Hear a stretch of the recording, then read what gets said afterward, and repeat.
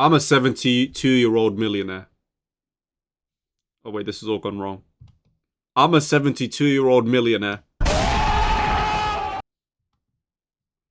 That's the intro. Let's see what my guy here, August Turek, has to say. He has 13 pieces of advice. We're gonna kind of just go through the beginning of each one. If you want to watch the whole video, check him out. He is a 72-year-old millionaire, just like me. We have something in common. Let's get a round of applause for that. Check out. Spirituality comes first because, as the Bible says, seek first the kingdom of heaven and everything else will come out of itself. It takes a long time for you to really understand what that really means. And that is part of your spiritual path. Let me interject here. Being a Muslim, I have learned heavily that Islam for me has to be the number one priority in my life. It saved me from so many dark pits, so much times where I felt helpless, I felt alone, I felt like I didn't know where to go in my life. And everyone around me always sees me as someone who's very, who's very, how do I put this? Who's very confident in what he wants to do, and he's very well presented in himself, which I am. But only Allah knows my struggles, how much I've struggled in the past few years of my life. You know, when it's imposter syndrome, identity crisis, or whatever you want to call it, self-doubt, fear, procrastination, just not feeling like I'm enough. Turning to Allah in these recent years has infinitely helped me, where without Allah, my life would have been in shambles. I don't know where I would have been. I don't know if I would have been in the mental asylum or somewhere else, but not in a good place. So, indeed, spirituality must come first. Indeed. Much better. Character is everything. The most important thing you can do is work on your character. Character is like a muscle. You can't make a decision to be self-disciplined. You can't make a decision to defer gratification. You can't make a decision to be more punctual. All these things start with a decision. I'd like to be more punctual. I'd like to have self-discipline. But in order to make them happen, you have to practice. You have to work on it and work on it. It's not something you can get out of a book. And this is my biggest critique with our education. I mean, I'm a reader. I loved history. I love reading. I love the kinds of things that I learned at school. But you can't learn the character things from going to school and reading a book. You have to practice these things. Aristotle said, we are what we repeatedly do. Excellence is not a choice, it's a habit. I always used to tell my college students, there's lots of places on this campus for you to get intellectual knowledge that I can't even give you. But we're going to work on your character. We're going to work on, being able to make things happen in your life. The ability. In Islam, the Prophet Muhammad, peace and blessings be upon him, said, he talks about ikhlaq, and ihsan, and adab. Those are things that, and so much more. It's basically in line with how you represent yourself, how you present yourself to other people, your character, how you respect others, how you treat people. It's very important that you try your best to represent excellence and represent respect and represent a good sense of moral grounding, one in which where you want the best for other people. And one of the Islamic teachings is treat others how you would like to be treated. It's very important that you think about, I want to be a good example for someone who may never even mention it to me, but they take on the actions and behaviors that I do in front of them, and they want to be a good influence carrying that on moving forward. And you never know. And this is one conversation I had with one of my friends a few years ago when we was in university, and things, since that time I spoke to him, his life completely changed. What we discussed was about how important it is to represent yourself in a way which is respectful and which is in a good influence, because you don't know how much of an impact you have on others. So you should really take that into account and be responsible with that. And since then, he really, really did take a good turn. But it is so important. Just make sure that you are someone who is present yourself in a fantastic way. Try be your best self, especially when you're around other people, just so you can set a good example, and that relays back onto yourself. You feel proud of yourself.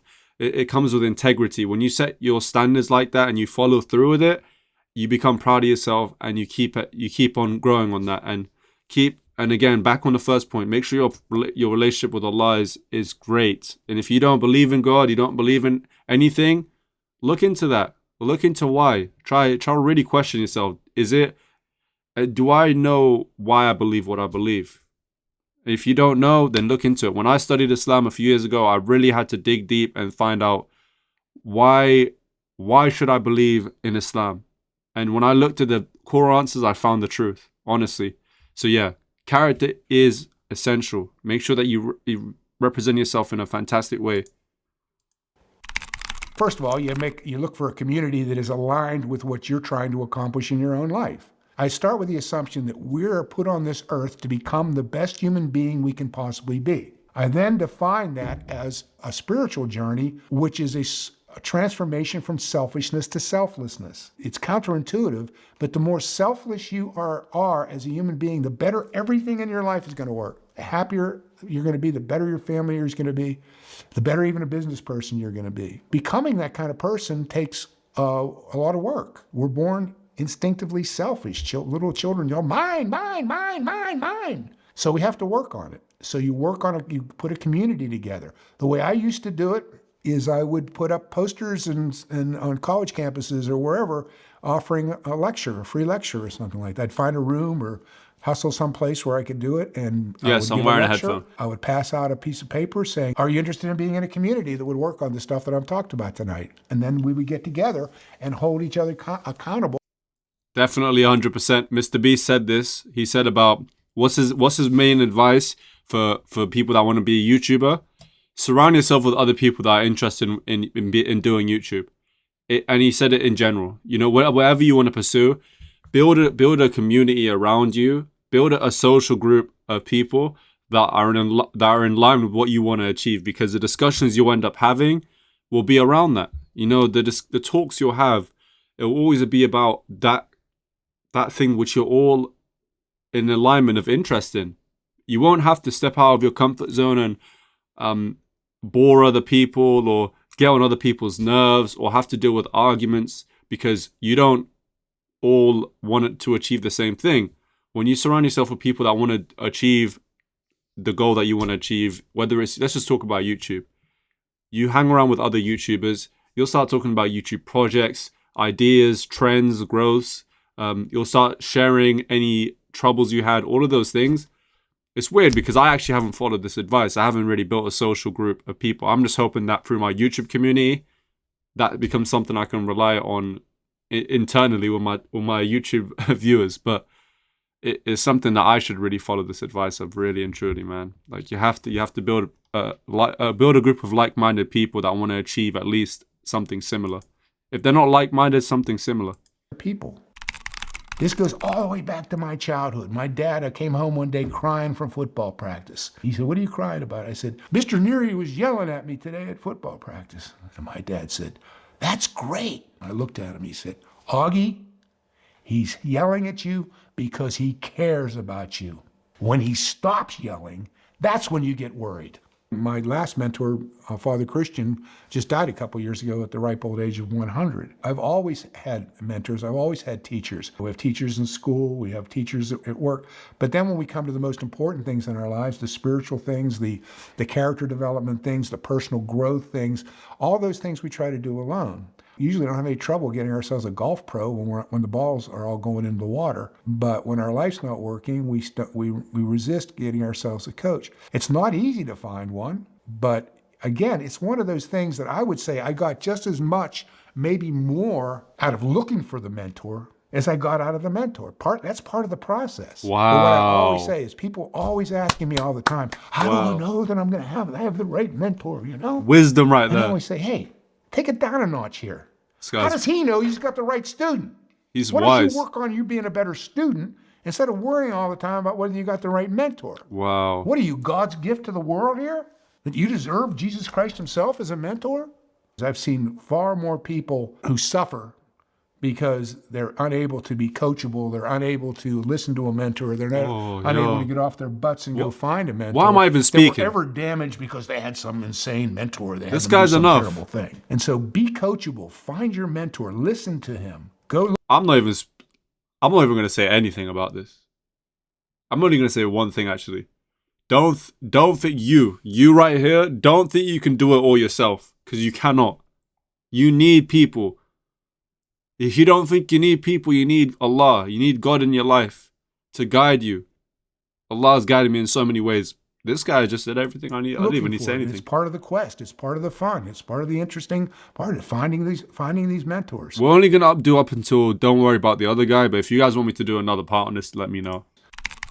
Americans fundamentally are uncoachable. We want all kinds of guarantees. We want to be guaranteed that this is going to happen. We want to know what the ending of the story is going to be before the first steps are taken. The critical thing to remember in terms of personal growth, personal transformation, spirituality, I don't care what other words you want to bring up for this process. It's a journey into the unknown. I'll give you an analogy to it. One of the biggest problems for alcoholics is they can't imagine what being sober is like. They're terrified of the whole idea of living without alcohol. To go into the AA process, it takes a trust. It's a journey into the unknown. You can't imagine the goal. So you have to trust the process. It reminds me even of taking golf lessons. And my golf pro would try to explain to me what he was trying to get me to do and what the end result would be. And I would think I understood. And everything he asked me to do, everything my golf pro asked me to do felt wrong. It felt wrong. Hold the golf club like this. How can anybody hold anything like that? Everything felt awkward. Everything felt wrong. But someone had told me you hold a golf club like this last week, and I was like, yo, the guy was 58, by the way. I was like, yo, what do you mean hold a golf club like that? It don't make sense. I trusted the process. Oh my God. And he would explain things to me. And the timing of this is crazy. Then I would do it. And then one day I think, oh, now I know what he's been trying to say. Trust the process. But even that was wrong. Because 2 months later, oh, no. Now I really know what he was trying to say. But that was wrong too. Because 2 months later, oh, no. Now I finally know what he was trying to say. You go deeper and deeper into it, and you have these aha experiences. You have to live it to understand. And I found that as soon as things get a little rough, people usually bail out. You're being mean. I went to see this spiritual teacher one time. He gave it. Everything's about taking the initiative. I mean, I sometimes in business, I would say, just pick up the damn phone. Just pick up the phone. I asked another mentor of mine one time who was here in Raleigh, eventually became this started from me talking and yapping a lot to me just watching this guy speak. This guy really is a wise 72-year-old. Very famous serial entrepreneur. I don't even care that he's rich. I don't care. He's just wise. When you hear someone speak, it's words are way more louder than titles. This is crazy. Built a whole bunch of businesses and stuff. It's a perfect example. You have all these companies and stuff, what do you do most of the time? He said, most of the time, I run around breaking up meetings. I jump in there and I start screaming, don't sit there trying to figure it out. Get off your asses, get out there and find out. Don't figure it out, find out. People who take the initiative go and find out. The Pittsburgh Pirates won the World Series in 1960, and I came home and I said, Dad, let's get tickets to the World Series. And my dad loved to tell the story. He told me, no way. 10 million people are trying to get those tickets. Come on. Chat, look, it's very important to take initiative. We're going to go to the next point, but you got to start. A lot of things where I've had people ask questions, just in general, even when I was doing trading and when I was doing a few other businesses last 2 years ago, I was doing Substack, and I remember I did a whole YouTube series on it on Chance Insights. People would ask, how do I do such and such? What do I need to do? They say everything, but it really revolves around them starting. And as August said, take initiative. You have to be keen and you have to be very proactive. You have to take action. You can't expect to be perfect and then start. If you really want to be perfect, you have to start. You can't, it's not the other way around. You don't become perfect and then start. You start and then become perfect. If you If your goal is to be perfect, that's impossible anyway. But let's just say your goal is to be amazing. You don't become amazing and then start. You start and then you become amazing. It's the journey, it's the process. You'll learn to love it once you start. You'd hate it if you start off as, well, you would love it as you start off as the best, but that's not possible. So accept it for what it is and get started. Part of the fun. My dad, What did he say? really not. Take the initiative, go for it. You know, that's part of the fun. Exactly what I just said. My dad. Maybe I'm said, 72. don't worry about the other guy. Make the other guy worry about you. I mean, this always reminds me of a story from the Civil War when Grant. Comparison is a thief of joy. Immediately when I think about this, comparison is a thief of joy. Make sure you remember that quote and you pocket it somewhere whenever you look at other people's stuff, especially on social media, which you are on 100% of the day. Don't compare yourself to other people because it really strips the joy and the gratitude from the life that you have right now. And it's really one of the things that took me away from Allah. A'udhu billah. It is one of the things that made me not be grateful enough. It made me just think about, oh, look at what other people have. They've done less than me and they've got more and they have such big numbers and money and views or whatever. And I'm here thinking I'm working 10 times as hard and I haven't got a fraction of what they have. Firstly, I don't know what they've been through in their life. Secondly, everyone has their own path in life. Allah has decreed every person's life from start to finish in that way, and it's because of His wisdom, His hikmah. And for me to sit here and be so proactively, be so focused on other people's lives is not a good use of my own time. Maybe I should sit down and focus on my own life. With that being said, I hope you take that advice and don't compare yourself to others because it really makes you not happy at all. Takes away the joy, takes away your gratitude. If you really want to compare, if you feel like you're comparing yourself to people who have more than you, start comparing yourself with people that have less than you. You'll really start being grateful then. That's another thing. One of the hadiths of the Prophet Muhammad, peace and blessings be upon him, alayhi salatu wasalam. When you find yourself comparing yourself to people who have more than you in status and in rank and in money, start comparing yourself to people who have less than you. People that were born in, for example, in Sudan right now, there's an ongoing war, massacre.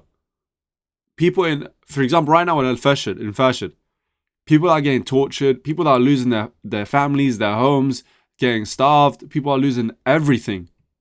Compare yourself to them and then you'll really learn to be grateful. And that's one of the most impactful things that you can take away from this.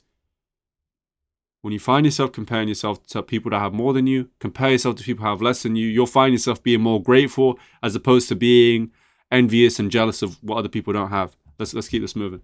Took over as the commander of the Union forces in 1864, and meanwhile Robert E. Lee had been defeating one Union general after another for the last 3.5 years. And as soon as he takes over, all these other generals came to Grant and they said, well, you got to worry about Bobby Lee's going to do this and Bobby Lee might do that. And then Bobby Lee, sometimes he does this, you know. Finally, Grant stood up, threw his hat down on the ground, and he said, God damn it. I don't want to hear any more about what Bobby Lee's going to do. From now on, Bobby Lee's going to be worrying about what I'm going to do. And he went out and won the war. And to me, that is absolutely the attitude that you have to have. I can honestly say that in my entire career in business, I never, ever asked anybody else how much money they were making. Never once. I never worried whether the guy sitting next to me was making more money than me. It was up to me to make my deal with my boss or with the company I was working for. And if I was happy with that deal, if I had happened to find out that the guy next to me was making a lot, good for him. He negotiated a really good deal. God help, good for him. Because the corollary, that's a good attitude, to not worrying about the other guy is don't waste any emotional energy on jealousy or envy. Horrible, horrible, horrible emotions. Concentrate on yourself. Turn yourself into a person who's happy for other people's achievements. I call it put yourself in play. Yourself in play. You know, if you're trying to get married, for example, you can sit at home and stew on your loneliness, or you can put yourself in play. When I was in Washington, D.C., one of my greatest insights was that the worst place to meet women was in singles bars. So I ended up taking ballroom dancing lessons. I'll bet it's just as good today as it was then. So everybody, all you lonesome men out there, listen to me. So I went to ballroom dancing classes, which is a Me? group lesson for $5, and there was like 400 women there and 10 guys. So it increases the probabilities. Life is a game of probability. What kind of example is that? That's actually a good example, though, I'll be honest. Oh my days. Oh my god, bro. I don't even know what to say on that. Oh, bro, I'm crying at the ratio. He said there's 10 guys and 400 girls. Increase your probability. I'm not even going to elaborate on that. I'm not even going to put a serious twist on it because it was so funny, bro. I'll leave it as is. Yo, shout out to the older gentleman, August Turak, uncle, right here. Very, very wise. You can just tell. And like I said, I don't care about the rank he had. 72-year-old multimillionaire. Whatever he said is what I take from him. The moment he started to speak and the more I listened from him, you can tell that he's a wise person and that he has a lot of wisdom to share and a lot of knowledge to spread. So one of the takeaways as well, don't be so occupied by the rank of someone that you see, oh, blah blah blah, blah multimillionaire. Take it what they say. When you listen to what they say, you'll see if they have value or not. With that being said, guys, it's been 20 minutes, but it's been an enjoyable one, man. It's been enjoyable. Content is really changing, but I love you. You know, I love you. Thank you so much for watching. If you got to the end of this video, you must have found something very valuable and insightful from this. So big thank you and round of applause to you for watching. We will see you very, very soon. Take it easy, man.